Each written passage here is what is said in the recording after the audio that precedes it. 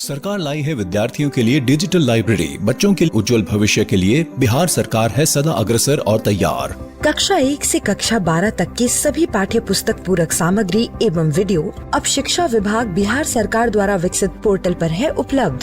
अध्ययन सामग्री देखने के लिए BEPCLots.bihar.gov.in पर विजिट करें अथवा एंड्रॉइड मोबाइल पर गूगल प्ले स्टोर से E-Lots ऐप डाउनलोड करें। शिक्षकों, अभिभावकों एवं बच्चों से अनुरोध है कि इस ई-लाइब्रेरी का अधिक से अधिक लाभ उठाएं और अपनी पढ़ाई जारी रखें। आज हम सीखेंगे पूर्णांकों की निम्नलिखित गणितीय संक्रियाओं के संदर्भ में संवृत गुण।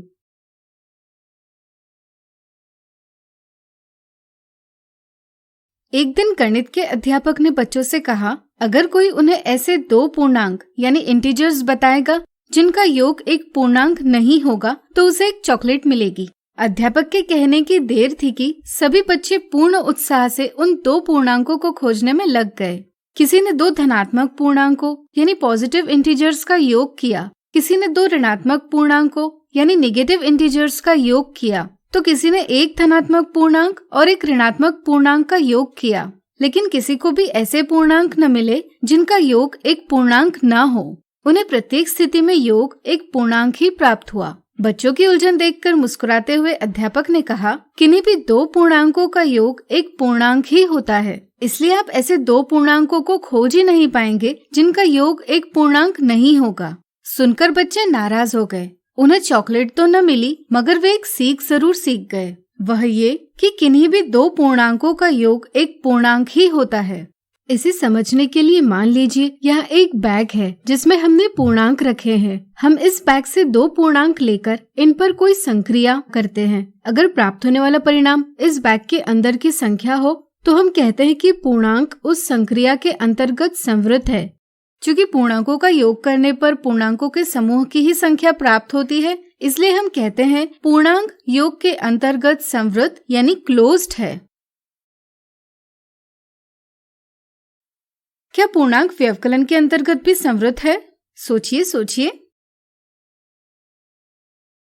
आइए इसे पता करें। यहाँ कुछ लाल और कुछ नीली गेंदें हैं। मान लीजिए एक लाल गेंद का मान (1) और एक नीली गेंद का मान (1) है। अगर हम 7 लाल गेंदें लेते हैं तो इनका मान क्या होगा? चूँकि हमने एक लाल गेंद का मान (1) लिया है, इसलिए 7 लाल गेंदों का मान होगा (7). इनमें से अगर हम 3 लाल गेंदें निकाल लेते हैं तो इसका मतलब होगा हम (3) को (7) से घटा रहे हैं। घटाने के बाद अब यहाँ 4 लाल गेंदें बची है जिनका मान है (4), यानी कि (7) ऋण (3) बराबर (4) होगा। यहाँ दो पूर्णांकों के व्यवकलन का परिणाम एक पूर्णांक ही है। इसी प्रकार अगर हम 5 नीली गेंदें लेते हैं और उनमें से 2 नीली गेंदों को निकाल लेते हैं तो शेष 3 नीली गेंदें रहती है, यानी कि (5) ऋण 2 बराबर (3). यहाँ भी हमें दो पूर्णांकों के व्यवकलन का परिणाम एक पूर्णांक ही प्राप्त हुआ है। व्यापक रूप में किन्हीं भी दो पूर्णांकों का व्यवकलन भी एक पूर्णांक ही होता है, यानी कि परिणाम भी पूर्णांकों के समूह की ही संख्या है, इसलिए पूर्णांक व्यवकलन के अंतर्गत संवृत है। अब तक हमने जाना कि पूर्णांक योग और व्यवकलन के अंतर्गत संवृत है। अब चलिए पता करते हैं पूर्णांक गुणन के अंतर्गत भी संवृत है या नहीं।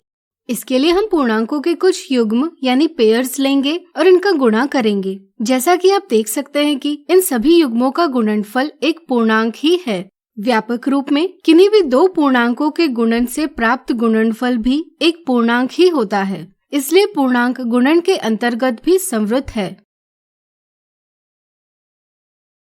अब चलिए जानते हैं क्या पूर्णांक विभाजन के अंतर्गत भी संवृत है। मान लीजिए एक पनडुब्बी 6 मिनट में समुद्र तल से 100 मीटर नीचे की ओर जाती है। अगर हम नीचे की दिशा में नापा गया अंतर ऋण चिन्ह से व्यक्त करते हैं तो 6 मिनट बाद पनडुब्बी का स्थान निरूपित किया जाएगा (100) से। अब अगर हमें पता करना होगा कि पनडुब्बी किस दर से नीचे की ओर जाती है तो इसके लिए हमें (100) को 6 से विभाजित करना होगा।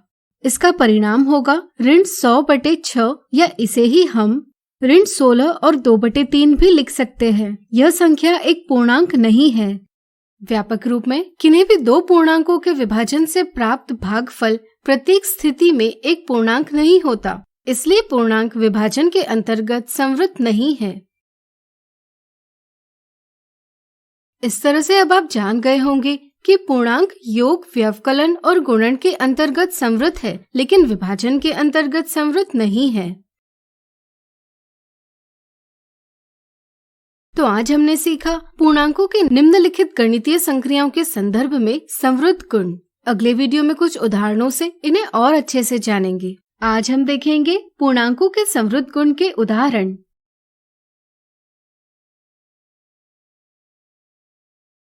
एक दिन अध्यापक ने श्याम पट पर संख्याओं के निम्नलिखित 3 समूह बनाए और बच्चों से पूछा, दिए समूहों में कौन सा समूह व्यवकलन यानी सब्ट्रैक्शन के अंतर्गत संवृत यानी क्लोज्ड है। अभय ने इस सवाल का जवाब दिया, समूह तीसरा। क्या अभय का जवाब सही है? एक समूह किसी संक्रिया यानी ऑपरेशन के अंतर्गत संवृत होता है जब संक्रिया से प्राप्त परिणाम सदैव उसी समूह की संख्या होती है। इस तरह से एक समूह व्यवकलन के अंतर्गत संवृत तब होता है जब व्यवकलन से प्राप्त परिणाम भी उसी समूह की संख्या होती है। आइए जानते हैं, क्या समूह पहला व्यवकलन के अंतर्गत संवृत है? इसके लिए हम इस समूह की संख्याओं का व्यवकलन कर पता लगाएंगे कि आने वाला परिणाम भी इसी समूह की संख्या है या नहीं। यहाँ बड़ी संख्या से छोटी संख्या को घटाने पर परिणाम इसी समूह की संख्या आती है, लेकिन जब छोटी संख्या से बड़ी संख्या को घटाते हैं तो एक ऋणात्मक संख्या यानी नेगेटिव नंबर प्राप्त होती है, जो कि समूह 1 की संख्या नहीं है। इसलिए हम कह सकते हैं कि समूह 1 व्यवकलन के अंतर्गत संवृत नहीं है। चलिए समूह 2 की बात करें। क्या अब आप बता सकते हैं कि समूह 2 व्यवकलन के अंतर्गत संवृत है या नहीं? सोचिए।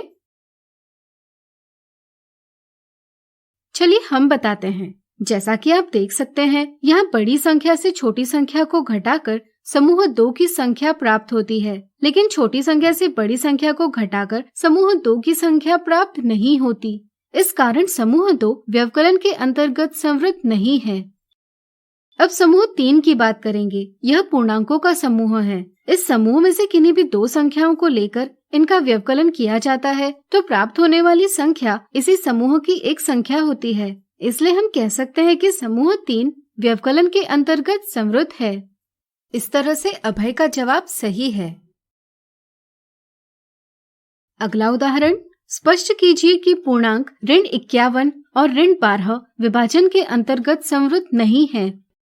एक समूह किसी संक्रिया के अंतर्गत संवृत होता है जब संक्रिया से प्राप्त परिणाम सदैव उसी समूह की संख्या होती है। इसलिए हम कह सकते हैं कि कोई भी समूह विभाजन के अंतर्गत संवृत तब होता है जब विभाजन से प्राप्त परिणाम सदैव उसी समूह की संख्या होती है। पूर्णांक ऋण 51 और ऋण 12 विभाजन के अंतर्गत संवृत नहीं है। इसे स्पष्ट करने के लिए पहले हम ऋण 51 विभाजित ऋण 12 का परिणाम पता करेंगे। इससे परिणाम प्राप्त होगा 51/12। यह पूर्णांक के समूह की संख्या नहीं है। चूँकि पूर्णांकों के विभाजन से प्राप्त परिणाम पूर्णांकों के समूह की संख्या नहीं है, इसलिए ऋण 51 और ऋण 12 विभाजन के अंतर्गत संवृत नहीं है। तो आज हमने देखे पूर्णांकों के संवृत गुण से संबंधित उदाहरण। अगले वीडियो में देखेंगे इनसे संबंधित मिथ्या धारणाएं। आज हम देखेंगे पूर्णांकों के संवृत गुण से संबंधित मिथ्या धारणाएं। मिथ्या धारणा 1।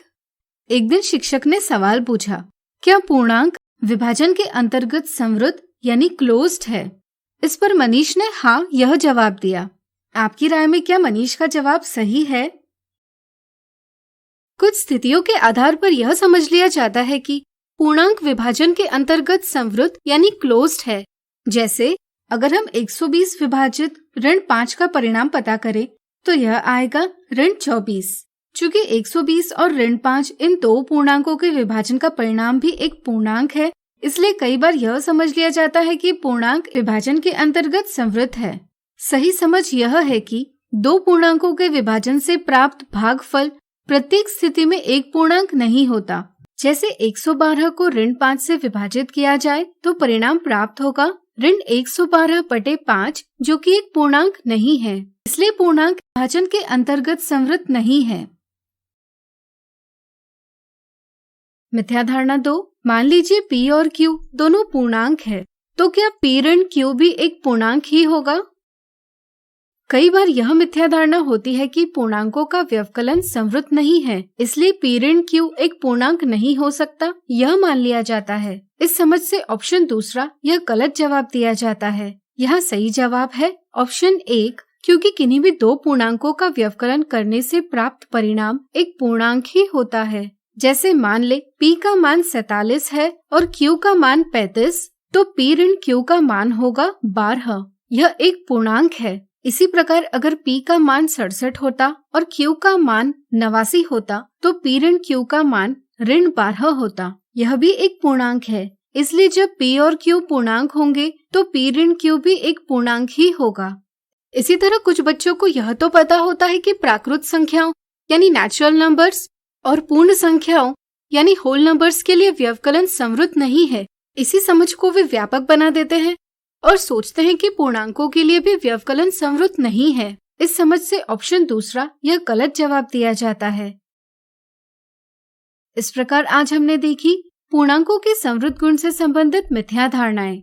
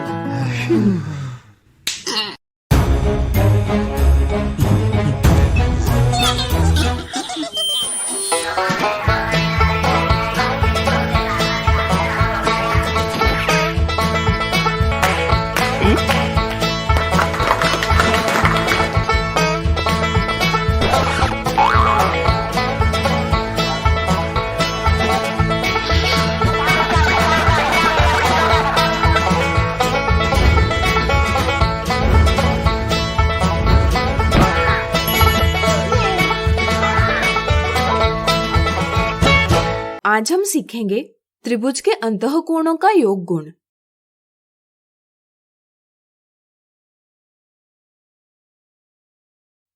त्रिभुज यानी ट्रायंगल तीन रेखाखंडों यानी लाइन सेगमेंट से बनी एक बंद आकृति यानी क्लोज्ड फिगर है। किसी भी त्रिभुज में तीन अंतःकोण होते हैं। जैसे इस त्रिभुज में कोण 1, कोण 2 और कोण 3, ये तीन अंतःकोण यानी इंटीरियर एंगल्स दर्शाए गए हैं। त्रिभुज के इन तीनों कोणों में एक दिलचस्प संबंध है। चलिए इसे जानें। इसे हम एक क्रियाकलाप करते हुए समझेंगे। कागज पर एक त्रिभुज बनाकर इसे काट ले। इसके कोणों को कोण 1, कोण 2 और कोण 3 इस प्रकार नाम दीजिए। अब तीनों कोणों को काटकर अलग अलग कर लीजिए। अब इन्हें इस प्रकार से व्यवस्थित कीजिए जैसा कि इस आकृति में दर्शाया गया है। ऐसा करने पर आप देख पाएंगे कि कोण 1, कोण 2 और कोण 3 तीनों कोण मिलकर एक ऋजु कोण यानी स्ट्रेट एंगल यानी 180 डिग्री का कोण बना रहे हैं। इससे आपको क्या पता चलता है? सोचिए सोचिए। बिल्कुल सही। हम कह सकते हैं कि कोण 1 धन कोण 2 धन कोण 3 बराबर 180 डिग्री है, यानी कि त्रिभुज के तीनों अंतःकोणों का योग 180 डिग्री है। इसे और अच्छे से समझे। यहाँ हमने एक त्रिभुज बनाया है। इसे हम नाम देंगे त्रिभुज ABC। चलिए चांदे यानी प्रोट्रैक्टर के उपयोग से इसके सभी कोण मापे। अगर हम चांदे के प्रयोग से कोण A का माप ज्ञात करें तो हमें यह 40 डिग्री प्राप्त होगा। इसी तरह कोण B का माप 65 डिग्री और कोण C का माप 75 डिग्री प्राप्त होगा। अब अगर हम त्रिभुज ABC के सभी कोणों का योग करें तो हमें प्राप्त होता है 180 डिग्री। इस क्रियाकलाप से भी आप समझ सकते हैं त्रिभुज के सभी कोणों का योग 180 डिग्री होता है। आप भी एक कागज पर एक त्रिभुज बनाइए और उसके कोणों का माप ज्ञात कीजिए।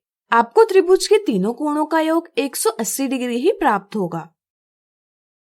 चलिए अब हम तर्कपूर्ण कथनों द्वारा यह सत्यापित करें कि त्रिभुज के सभी अंतःकोणों का योग 180 डिग्री होता है।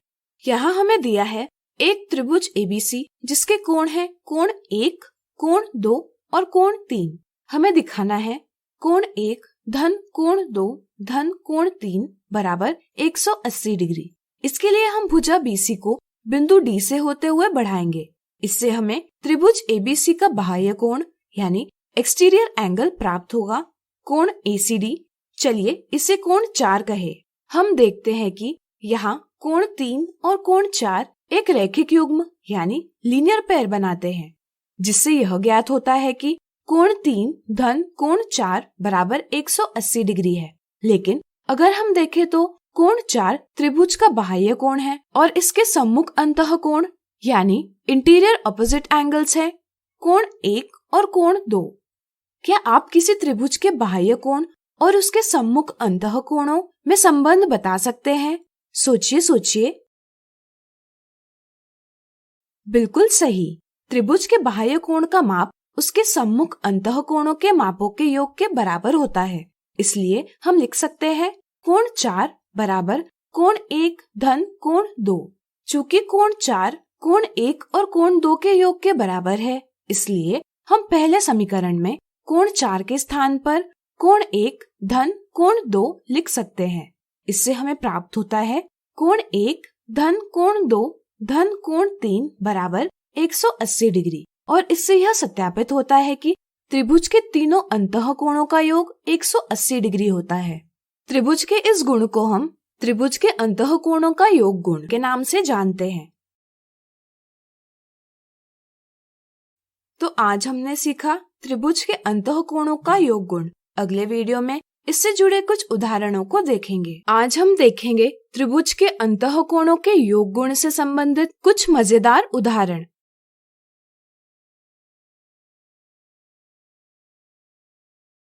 एक त्रिभुज के कोणों के माप 2:3:5 के अनुपात में है। पता कीजिए कि त्रिभुज के प्रत्येक कोण का माप क्या होगा। हमें दिया गया है कि एक त्रिभुज के कोणों का माप 2:3:5 के अनुपात में है। अनुपात से हमें वास्तविक संख्या का पता नहीं चलता, जैसे यहाँ हमें इस अनुपात से त्रिभुज के कोणों का माप नहीं पता चलता। अगर हम एक अज्ञात संख्या से अनुपात के प्रत्येक पद को गुणा करें तो हम त्रिभुज के प्रत्येक कोण का माप ज्ञात कर सकते हैं। चलिए इस अज्ञात संख्या को x मान ले। इस आधार पर हम कह सकते हैं कि त्रिभुज के कोणों का माप है 2x, 3x और 5x। लेकिन त्रिभुज के कोणों के योग गुण के अंतर्गत तीनों अंतः कोणों का योग 180 डिग्री होता है। इसलिए हम कह सकते हैं कि 2x धन 3x धन 5x बराबर 180 डिग्री है, यानी कि 10x बराबर 180 डिग्री। इसे ही हम लिखेंगे x बराबर 180 डिग्री बटे 10, यानी कि x बराबर 18 डिग्री है। चूँकि हमें x का मान ज्ञात हो गया है, इसलिए अब हम त्रिभुज के कोणों का माप ज्ञात कर सकते हैं। यहाँ 2x बराबर 2 गुणा 18 डिग्री बराबर 36 डिग्री है। 3x बराबर 3 गुणा 18 डिग्री बराबर 54 डिग्री है। 5x बराबर 5 गुणा 18 डिग्री बराबर 90 डिग्री है। इस तरह से त्रिभुज के कोणों का माप है 36 डिग्री, 54 डिग्री और 90 डिग्री। अगला उदाहरण, नीचे दिए त्रिभुज एबीसी के सभी कोणों के माप ज्ञात कीजिए। त्रिभुज के अंतः कोणों का योग गुण हमें बताता है कि त्रिभुज के सभी कोणों का योग 180 डिग्री आता है। इसलिए यहाँ हम लिख सकते हैं कि कोण ए धन कोण बी धन कोण सी बराबर 180 डिग्री है। यहाँ कोण ए बराबर x धन 5 डिग्री है, कोण बी बराबर 75 डिग्री है और कोण सी बराबर x है। अगर हम तीनों कोणों के मूल्य समीकरण में रखते हैं तो हमें प्राप्त होगा x धन 5 धन 75 डिग्री धन x बराबर 180 डिग्री, यानी 2x धन 80 डिग्री बराबर 180 डिग्री। इसे ही हम 2x बराबर 180 डिग्री ऋण 80 डिग्री लिख सकते हैं। यानी कि 2x बराबर 100 डिग्री या x बराबर 100 डिग्री विभाजित 2 बराबर 50 डिग्री। इससे हमें प्राप्त होगा कोण C बराबर 50 डिग्री और कोण A बराबर 50 डिग्री धन 5 डिग्री बराबर 55 डिग्री। अगर हमें प्राप्त जवाब सत्यापित करना हो तो यह हम कैसे करेंगे? सोचिए। बिल्कुल सही, हम तीनों कोणों को जोड़ेंगे और देखेंगे कि इनका योग 180 डिग्री आता है या नहीं। यहाँ कोण A धन कोण B धन कोण C बराबर 55 डिग्री धन 75 डिग्री धन 50 डिग्री बराबर 180 डिग्री आता है। इसका अर्थ है हमारा जवाब सही है। तो आज हमने देखे त्रिभुज के अंतःकोणों के योग गुण से संबंधित कुछ मजेदार उदाहरण। अगले वीडियो में इनसे जुड़ी कुछ मिथ्या धारणाएं देखेंगे। आज हम देखेंगे त्रिभुज के अंतःकोणों के योग गुण से संबंधित कुछ मिथ्या धारणाएं और एक मजेदार उदाहरण। मिथ्या धारणा 1। दर्शाए चित्र में एक सीढ़ी दीवार के साथ 40 डिग्री का कोण बना रही है। अगर दीवार भूमि तल के साथ 90 डिग्री का कोण बनाती है तो ज्ञात कीजिए कि सीढ़ी और भूमि तल के बीच के कोण का माप क्या होगा। यहाँ बच्चे यह तो ठीक प्रकार से समझ लेते हैं कि दीवार और भूमि तल के बीच कोण 90 डिग्री है, लेकिन वे अज्ञात कोण ज्ञात करने में कुछ गलतियां करते हैं। जैसे कुछ बच्चे समझते हैं कि त्रिभुज के सभी कोणों का योग 360 डिग्री होता है। वे ज्ञात कोणों के योग को 360 डिग्री में से घटाते हैं और अज्ञात कोण का माप प्राप्त करते हैं 230 डिग्री। इस समझ से दिया गया जवाब ऑप्शन 1 यह गलत जवाब है। इसी तरह कुछ बच्चों की यह मिथ्या धारणा होती है कि अगर किसी त्रिभुज में एक कोण का माप 90 डिग्री हो तो बच्चे दोनों कोण बराबर होते हैं। इस समझ के साथ वे सोचते हैं कि अज्ञात कोण का माप भी 40 डिग्री ही होगा, इसलिए वे ऑप्शन 2 का चयन करते हैं। लेकिन यह भी एक गलत जवाब है। सही समझ यह है कि यहाँ हम त्रिभुज के अंतःकोणों के योग के गुण का प्रयोग कर सकते हैं, जो हमें बताता है कि त्रिभुज के सभी कोणों का योग 180 डिग्री होता है। इसलिए हम कह सकते हैं कि 90 डिग्री धन 40 डिग्री धन अज्ञात कोण का माप बराबर 180 डिग्री, यानी कि अज्ञात कोण का माप बराबर 180 डिग्री ऋण 90 डिग्री धन 40 डिग्री बराबर 50 डिग्री। इसलिए सही जवाब है ऑप्शन 3। मिथ्या धारणा 2। राहुल और मीना समबाहु त्रिभुज यानी इक्विलैटरल ट्रायंगल के संदर्भ में बात कर रहे थे। राहुल का मानना था कि समबाहु त्रिभुज का कोई भी कोण निश्चित नहीं होता, जबकि मीना का मानना था कि समबाहु त्रिभुज के सभी कोणों का माप निश्चित होता है। पता कीजिए दोनों में से कौन सही है। कुछ बच्चे त्रिभुज के अंतःकोणों के योग गुण यानी angle sum property of triangle का प्रयोग करना नहीं जानते। उन्हें यह तो ज्ञात होता है कि समबाहु त्रिभुज की सभी भुजाएं बराबर होती है एवं सभी कोण बराबर होते हैं, लेकिन वे यह समझ नहीं पाते कि जब तीनों कोण बराबर है तो हर एक कोण का माप 180 डिग्री विभाजित 3 यानी कि 60 डिग्री आएगा। चलिए जानते हैं कि यह क्यों सही है। यहाँ एक समबाहु त्रिभुज है जिसके कोण है कोण 1, कोण 2 और कोण 3। त्रिभुज के अंतःकोणों के योग गुण से हम लिख सकते हैं कोण 1 धन कोण 2 धन कोण 3 बराबर 180 डिग्री है।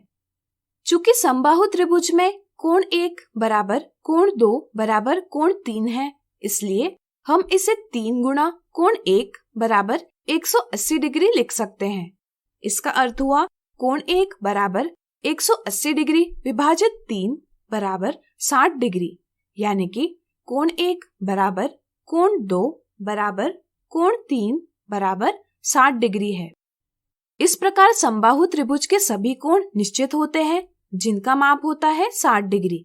इसलिए मीना का मानना सही है, यानी कि ऑप्शन 1 गलत है और ऑप्शन 2 सही। अब चलिए एक मजेदार उदाहरण देखें। नीचे दिए त्रिभुज के कोणों के माप ज्ञात कीजिए। यहाँ कोण UST और कोण RSQ शीर्षाभिमुख कोण यानी वर्टिकली ऑपोजिट एंगल्स है, इसलिए दोनों बराबर हैं।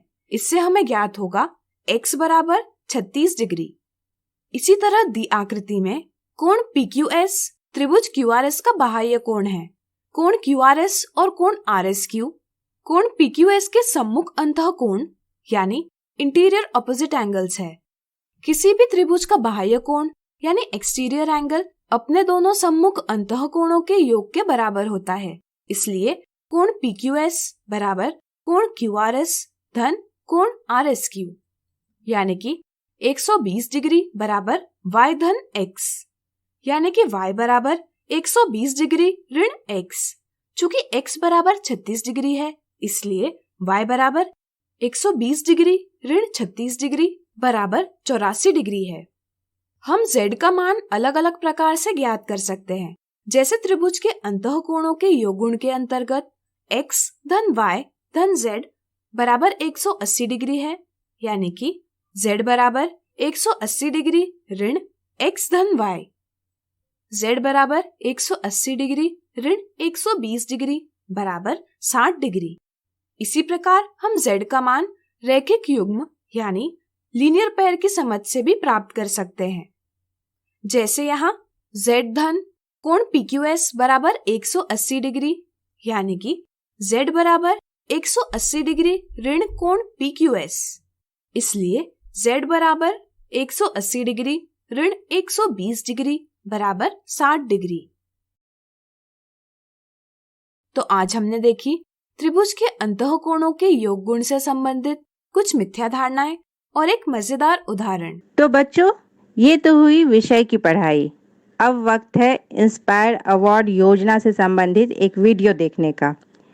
आप इस वीडियो को देखें, अपने आसपास की समस्या या कोरोना के कारण हमारे जीवन में आए समस्याओं के तकनीकी समाधान से संबंधित एक आइडिया सोचें और उसे इंस्पायर की वेबसाइट पर अपलोड करने के लिए विद्यालय खुलने पर शिक्षकों या प्रधानाध्यापकों से बात करें। चयनित आइडिया को भारत सरकार के डिपार्टमेंट ऑफ साइंस और टेक्नोलॉजी द्वारा मॉडल बनाने के लिए 10,000 की राशि भी दी जाती है। तो आइए देखते हैं आज इंस्पायर अवार्ड से संबंधित ये वीडियो।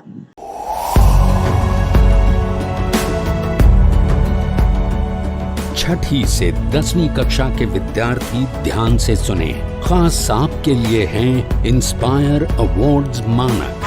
DST और NIF द्वारा हर साल हो रहे इंस्पायर अवार्ड्स मानक के पहले राष्ट्रीय पुरस्कार विजेता हैं। विजेता आप भी हो सकते हैं। इसलिए किसी भी क्षेत्र में साइंस और टेक्नोलॉजी पर आधारित अपने इनोवेटिव आइडियाज के साथ तैयार हो जाइए। जानते हैं ना, आप में से 1 लाख स्टूडेंट्स को 10-10 हजार रुपए मिलेंगे अपने आइडियाज को प्रोटोटाइप बनाने के लिए। उसके बाद दुनिया सराहेगी आपका हुनर जब पहुंचेगा आपका आइडिया लोगों तक प्रोडक्ट के रूप में। तो अपने ओरिजिनल इनोवेटिव आइडियाज को स्कूल में जमा करें। बेस्ट आइडियाज आगे बढ़ाए जाएंगे ऑफिशियल वेबसाइट पर। और हाँ, जल्दी आज ही जमा करें। So good luck with inspire awards मानक।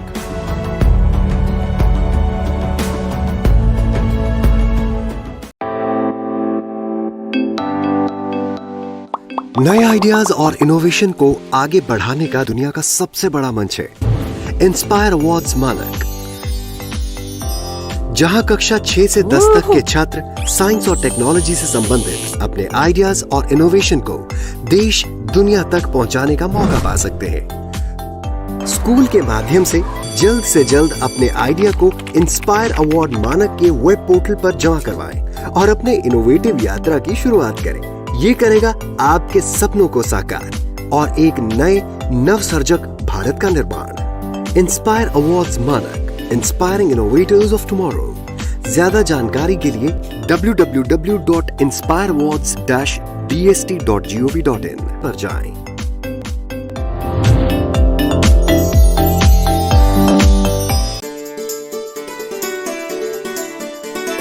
डर से नहीं, तैयारी से आगे कदम बढ़ाना है। रुकी जिंदगी में चहल पहल वापस फिर से लाना है। धोकर हाथ पहन कर मास्क, सुरक्षित जीवन चलाना है, सुरक्षित जीवन चलाना है। डर कर नहीं तैयारी से आगे कदम बढ़ाना है, डर कर नहीं तैयारी से आगे कदम बढ़ाना है। रखेंगे 2 गज की दूरी, सबको पौष्टिक आहार खिलाएंगे, बच्चों और बूढ़ों का करेंगे ख्याल, रोगी नहीं रोग से लड़ कोरोना को हराएंगे। स्वास्थ्य केंद्र फिर से खुल गए, जिनका लाभ उठाना है। रुकी जिंदगी में चहल पहल, वापस फिर से लाना है। धोकर हाथ पहन कर मास्क, सुरक्षित जीवन चलाना है, सुरक्षित जीवन चलाना है। डर कर नहीं तैयारी से आगे कदम बढ़ाना है, डर कर नहीं तैयारी से आगे कदम बढ़ाना है। टीकाकरण की शुरुआत हो गई है, पर पहले की तरह हमें मास्क लगाना और 2 गज की दूरी बनाए रखना अभी भी जरूरी है। स्वास्थ्य विभाग और सूचना एवं जनसंपर्क विभाग, बिहार सरकार द्वारा जनहित में जारी। जीतेगा बिहार। हेलो दोस्तों, पिछली वीडियो में हमने वर्ग संख्याओं के कुछ पैटर्न की सहायता से प्रश्नों को हल करना सीखा। इस वीडियो में हम इनसे जुड़ी गलत अवधारणाओं तथा सामान्य गलतियों के बारे में जानेंगे। आइए दिए गए कथनों का सही और गलत कथन के रूप में चयन करते हैं। अब अगर मैं आपसे कहूं कि इन संख्याओं का योग 81 है, तो मैं सही हूं या गलत, ये आप कैसे ज्ञात करेंगे? आप चाहें तो वीडियो को यहाँ रोककर उत्तर सोच सकते हैं। अगर आप इस कथन को सही मान रहे हैं तो आपने पैटर्न 3 का उपयोग किया होगा। इसके लिए आपने विषम संख्याओं को गिना होगा, जो कि कुल 9 है। उसके बाद आपने संख्या 9 का वर्ग कर दिया होगा, जिससे आपको संख्या 81 मिली होगी। लेकिन यहाँ ध्यान देने योग्य बात यह है कि यह संख्याओं का क्रम प्रथम 9 विषम संख्याओं का नहीं है, क्योंकि यहाँ संख्या 17 नहीं है, इसलिए यह कथन गलत है।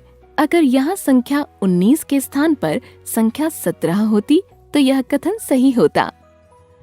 कभी कभी बच्चे पैटर्न के अनुसार कई संख्याओं का वर्ग ज्ञात करते समय यह सोचते हैं कि यह दूसरी संख्याओं के वर्गों के पैटर्न के समान ही होगी।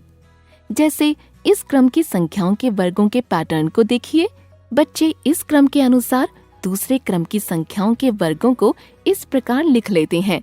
यह गलत है, क्योंकि सभी संख्याओं के वर्ग एक समान पैटर्न नहीं बनाते हैं। आप भी इस बात का ध्यान रखिएगा। इस वीडियो में हमने वर्गों के पैटर्न से जुड़े गलत अवधारणाओं तथा सामान्य गलतियों के बारे में सीखा। आशा करते हैं कि अब आप इन गलतियों को नहीं दोहराएंगे। हेलो दोस्तों, पिछली वीडियो में आपने वर्ग संख्याओं तथा उनके कुछ मजेदार पैटर्न के बारे में पढ़ा था। इस वीडियो में हम वर्ग और इसके पैटर्न के बारे में और जानेंगे। इन संख्याओं को ध्यान से देखिए। क्या आपको इनमें कोई पैटर्न दिखाई दे रहा है? बिल्कुल सही, यह 3 से आगे बढ़ते हुए क्रम की संख्याओं के वर्गों का पैटर्न है। चलिए इन संख्याओं को 2 क्रमागत संख्याओं के योग के रूप में लिख कर देखते हैं। हम संख्या 3 के वर्ग को संख्याओं 5 तथा 4 के योग के रूप में, संख्या 5 के वर्ग को संख्याओं 12 तथा 13 के योग के रूप में और संख्या 7 के वर्ग को संख्याओं 24 तथा 25 के योग के रूप में लिख सकते हैं। क्या हम संख्या 4 और 6 के वर्गों को भी 2 क्रमागत संख्याओं के योग के रूप में लिख सकते हैं? क्या आपने इस क्रियाकलाप में कोई विशेष बात देखी? बिल्कुल सही, यहाँ हमने देखा कि हम संख्या 4 और 6 के वर्गों को इस प्रकार से नहीं लिख सकते हैं, यानी कि किसी विषम संख्या के वर्ग को हम 2 क्रमागत संख्याओं के योग के रूप में लिख सकते हैं, लेकिन किसी सम संख्या के वर्ग को हम 2 क्रमागत संख्याओं के योग के रूप में नहीं लिख सकते। अगर आप गौर करें तो आप देखेंगे कि पहली क्रमागत संख्या वर्ग संख्या से 1 घटाकर 2 से भाग देने पर प्राप्त हो रही है। दूसरी संख्या वर्ग संख्या में 1 जोड़कर फिर उस योगफल को 2 से भाग देकर प्राप्त हो रही है। चलिए वर्ग संख्याओं और इनके पैटर्न के बारे में कुछ और जानते हैं। आप इन संख्याओं के गुणनफल को देखिए। क्या आप इन संख्याओं के गुणनफल इन दोनों संख्याओं को गुणा किए बिना ज्ञात कर सकते हैं? हम 2 क्रमागत सम या विषम संख्याओं के गुणनफल को इस प्रकार से लिख सकते हैं। इसलिए हम 12 गुना 14 और 13 गुना 15 को इस प्रकार से लिखकर हल कर सकते हैं। अतः हम 2 क्रमागत सम और विषम संख्याओं का गुणनफल उनके बीच के संख्या के वर्ग से 1 घटाकर ज्ञात कर सकते हैं। चलिए अब संख्याओं के वर्ग ज्ञात करने की विधि देखते हैं। संख्याएं जैसे जैसे बड़ी होती जाती हैं, गुणनफल विधि द्वारा उनका वर्ग ज्ञात करना उतना ही कठिन होता जाता है और साथ ही साथ समय भी ज्यादा लगता है। जैसे संख्या 51 का वर्ग ज्ञात करने के लिए 51 से 51 को गुणा करना होगा। चलिए हम वर्ग करने की एक नई विधि देखते हैं। हम संख्या 51 के वर्ग को 50 जोड़ 1 के वर्ग के रूप में लिखकर इस प्रकार भी हल कर सकते हैं। इस विधि की सहायता से हम 2 अंकों वाली सभी संख्याओं का वर्ग आसानी से ज्ञात कर सकते हैं। क्या आप जानते हैं वे सभी संख्याएं जिनके अंत में संख्या 5 आती है, उनका वर्ग हम एक और सरल विधि से ज्ञात कर सकते हैं। जैसे संख्याओं 65 और 85 के वर्ग को ही देख लीजिए। यहाँ हमने दहाई के अंक में 1 जोड़कर प्राप्त योगफल को दहाई अंक से गुणा कर दिया है। फिर प्राप्त संख्या को 100 से गुणा करके उसमें 25 जोड़ दिया है। देखा है ना मजेदार? आइए अब हम पाइथागोरस त्रिक के बारे में जानते हैं। पिछली कक्षा में हमने पाइथागोरस गुण पढ़ा था, जिसके अनुसार किसी समकोण त्रिभुज के कर्ण पर बने वर्ग का क्षेत्रफल पदों पर बने दोनों वर्गों के क्षेत्रफल के योग के बराबर होता है। क्या आप जानते हैं कि ऐसे 3 संख्याओं के समूह जो किसी समकोण त्रिभुज के भुजाओं को निरूपित कर सकते हैं, उन्हें हम पाइथागोरस त्रिक संख्याएं कहते हैं। यानी कि पाइथागोरस त्रिक की 2 संख्याओं के वर्गों का योग तीसरी संख्या के वर्ग के बराबर होता है। जैसे संख्याएं 3, 4 तथा 5 पाइथागोरस त्रिक हैं। यहाँ से हम देखते हैं कि किसी भी प्राकृत संख्या n के लिए 2n, n घात 2 घटा 1 तथा n घात 2 जोड़ 1 पाइथागोरस त्रिक होते हैं। जैसे संख्या 3 के लिए संख्याएं 6, 8 तथा 10 पाइथागोरस त्रिक होंगे। तो आज के इस वीडियो में हमने वर्ग संख्याओं के पैटर्न, संख्याओं का वर्ग ज्ञात करने की विधि और पाइथागोरस त्रिक के बारे में सीखा। अगले वीडियो में हम इनसे जुड़े कुछ उदाहरण देखेंगे। हेलो दोस्तों, पिछली वीडियो में हमने वर्ग संख्याओं के पैटर्न, संख्याओं का वर्ग ज्ञात करने की विधि और पाइथागोरस त्रिक के बारे में सीखा। इस वीडियो में हम इनसे जुड़े कुछ उदाहरण देखेंगे। चलिए संख्याओं 14 और 16 का गुणनफल ज्ञात करते हैं। आप यहाँ वीडियो को रोककर उत्तर सोच सकते हैं। जैसे कि आप देख सकते हैं कि 14 और 16 2 क्रमागत सम संख्याएं हैं, इसलिए हम इसे इस प्रकार से हल कर सकते हैं। यहाँ हमने 2 क्रमागत सम या विषम संख्याओं के गुणनफल के गुणधर्म का उपयोग किया है। आइए कुछ और उदाहरण देखते हैं। अगर आपको संख्या 115 का वर्ग करना हो तो आप कैसे करेंगे? आप यहाँ वीडियो को रोककर उत्तर सोच सकते हैं। बिल्कुल सही, हम संख्या 115 का वर्ग इस प्रकार से करेंगे। अतः संख्या 115 का वर्ग 13,225 होगा। आइए अब एक और उदाहरण देखते हैं। अब क्या आप एक पाइथागोरस त्रिक लिख सकते हो जिसकी एक संख्या 10 है? आप यहाँ वीडियो को रोककर उत्तर सोच सकते हैं। चलिए मिलकर ढूंढते हैं। हम जानते हैं कि किसी भी प्राकृत संख्या n के लिए 2n, n की घात 2 घटाव 1 तथा n की घात 2 जोड़ 1 पाइथागोरस त्रिक होते हैं। हम 10 को 2n मान लेंगे तो n का मान 5 होगा। आगे हल करने पर हमें दूसरी संख्याएं 24 तथा 26 प्राप्त होंगी। अतः पाइथागोरस त्रिक संख्याएं 10, 24 तथा 26 होंगी। यह प्रश्न आपके अभ्यास के लिए है। इन प्रश्नों के उत्तर नीचे दिए गए हैं। इस वीडियो में हमने वर्ग संख्याओं के पैटर्न, संख्याओं का वर्ग ज्ञात करने की विधि और पाइथागोरस त्रिक से जुड़े कुछ उदाहरण देखे। अगली वीडियो में हम इनसे जुड़ी कुछ गलत अवधारणाओं तथा सामान्य गलतियों के बारे में जानेंगे। धन्यवाद।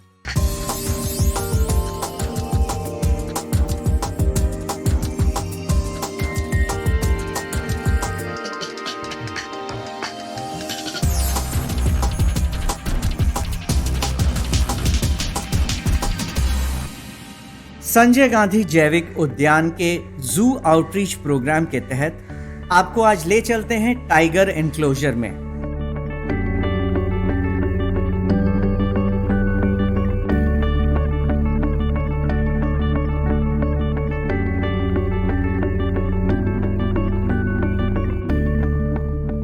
भारत का राष्ट्रीय पशु बाघ जंगल में रहने वाला एक विशाल मांसाहारी प्राणी है जो अपनी बिल्ली प्रजाति में सबसे बड़ा और ताकतवर होता है।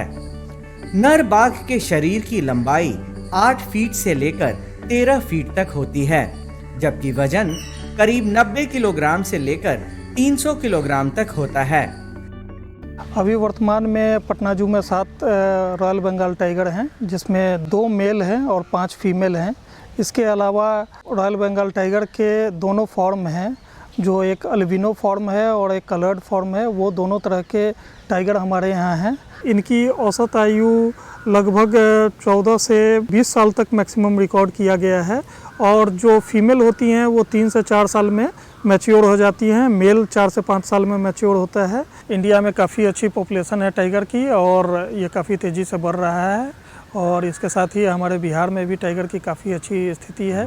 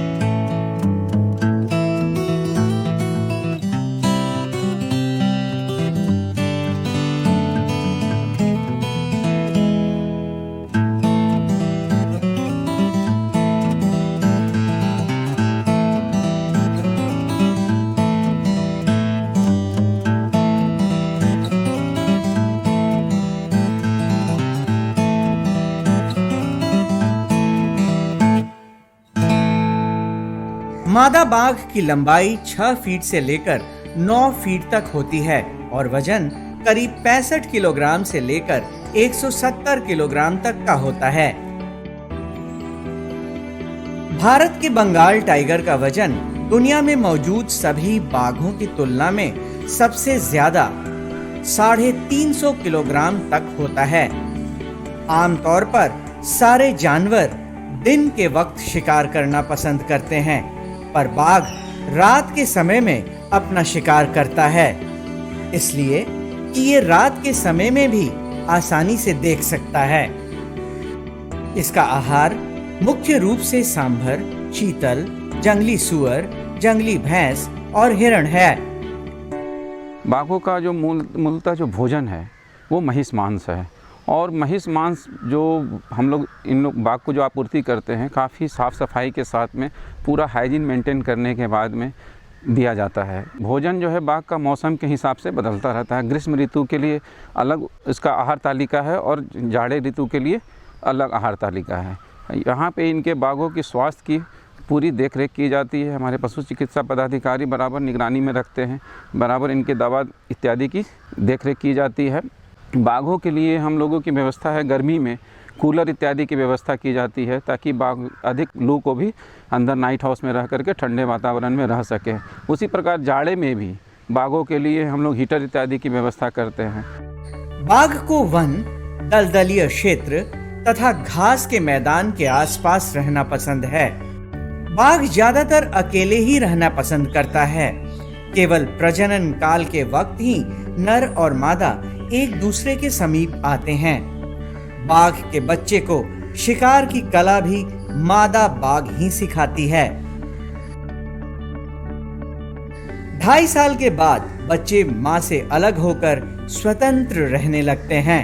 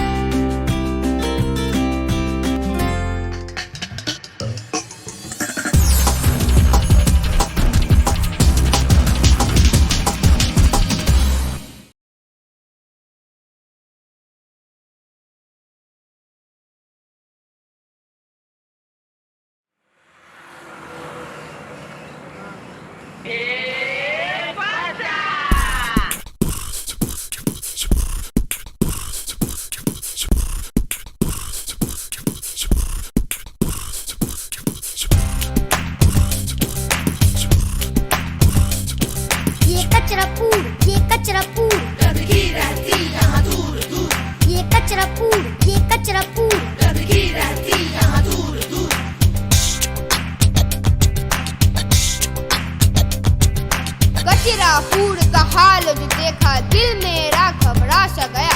जगह जगह कूड़े का ढेर, आंखें देख शर्मा सा गया। कोई खुले में शौच करता है, कोई खुले में कचरा गिराता है। नहीं रोके कोई, नहीं टोके कोई, नहीं खुद से कोई शर्माता है। यहाँ सांस लेने में डर लगता, हवा में खुला शहर लगता। जिंदे इंसान यहाँ रहते नहीं, मुर्दों का ये तो शहर लगता। ये कचरापुर, ये कचरापुर, गंदगी रहती यहाँ दूर दूर। ये कचरापुर, ये कचरापुर, गंदगी रहती यहाँ दूर दूर।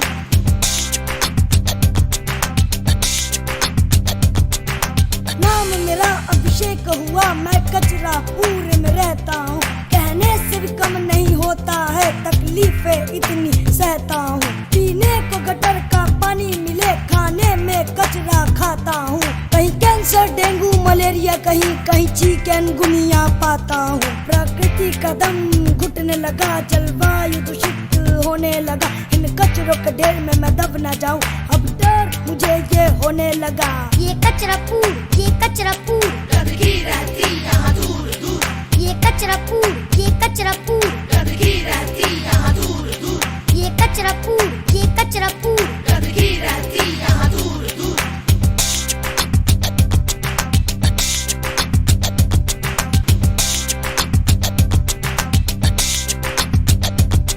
मैंने भी मन में ठान लिया, स्वच्छता है जरूरी मान लिया। गंदगी को दूर भगाना है, नहीं तो समझो जान गया। लोगों को दावत देता जो, या किसको है एहसास नहीं। खुशबू की जगह बदबू जो मिले, आती है मुझको रास नहीं। सुंदरपुर को वैसे ही रखना है, कचरापुर नहीं बनाना है। स्वच्छ भारत हो सपना अपना, करके हमें दिखाना है। ये कचरापुर, ये कचरापुर, गंदगी रहती यहाँ दूर दूर। ये कचरापुर, ये कचरापुर, गंदगी रहती यहाँ दूर दूर। ये कचरापुर, ये कचरापुर, गंदगी रहती